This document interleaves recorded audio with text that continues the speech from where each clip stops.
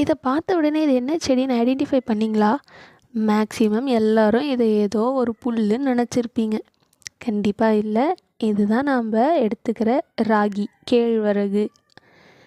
இத எப்படி நம்ம கல்டிவேட் பண்ணுறோன்னு பார்க்கலாமா?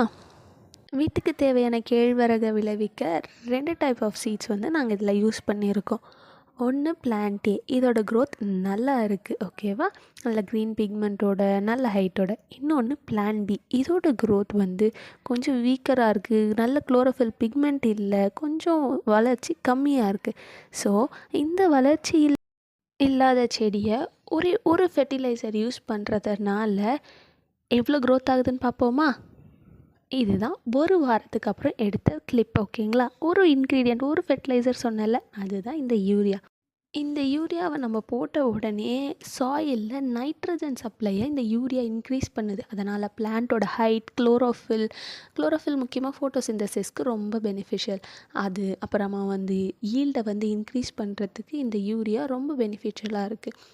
சரி, இப்போ தான் யூரியா போடுறோம். அப்போ என்ன போட்டிருந்தோம்? அப்போ வந்து ராக் சால்ட் யூஸ் பண்ணுவாங்க. இல்லைன்னா வீட்டில் இருக்கிற மாட்டுச்சாணம், கோழி எரு, இந்த மாதிரி எல்லா எருவையும் யூஸ் பண்ணாங்க. அது மட்டும் இல்லாமல் க்ரீன் ரெவல்யூஷனுக்கு முன்னாடியே நம்ம சாயிலோட வெல்த் வந்து ரொம்ப நல்லா இருந்தது. பட் ஆஃப்டர் க்ரீன் ரெவல்யூஷனுக்கு அப்புறமா நிறைய ஆர்டிஃபிஷியல் ஃபெர்டிலைசர்ஸ், ஏன்னா அப்போ இருந்த ஃபுட் சப்ளையை மீட் பண்ணுறதுக்காக நிறைய ஃபெர்டிலைசர்ஸ், நிறைய மாடிஃபைடு பிளான்ட் சீட்ஸ் எல்லாமே வந்ததுன்னா இதோட காரணம். ஒரு ஃபேமஸான ஒரு குவட்டு இருக்கும், விதை இல்லாததை சாப்பிட்டால் விதை இல்லாமல் போயிடுவான் அப்படின்னு சொல்லிட்டு. ஏன் அப்படின்னா, ஒரு சீட்ஸில் தான் நமக்கு எல்லா ஒரு பவர் பேக்டான நியூட்ரியன்ஸ் எல்லாமே இருக்குது. ஒரு சீடால் ஜெர்மினேட் ஆக முடியலன்னா அந்த சீடு இருக்கிற ஃப்ரூட்டோ, வெஜிடபிள்ஸோ, கிரெயின்ஸோ நம்ம சாப்பிடும் பொழுது கண்டிப்பாக அதை சாப்பிட்ற நம்மளும் அந்த ஃபர்டிலிட்டியை வந்து இழந்துடுவோம் அப்படின்றதுக்கு தான் அதோட அர்த்தமே. இந்த வீடியோவில் பிளான் பின்னு ஒரு சீட் வெரைட்டியை காமிச்சேன். ஆனால் plant A and plant B ஒரே சாயிலில் தான் இருந்தது. ஆனாலுமே அதுக்கான நியூட்ரியன்ட் சப்போர்ட் அந்த சாயிலில் அதுக்கு கிடைக்கல. ஸோ அடிஷ்னலாக இந்த யூரியா ஆட் பண்ணதுனால அதோட க்ரோத் வந்து அதிகமாக இருந்தது.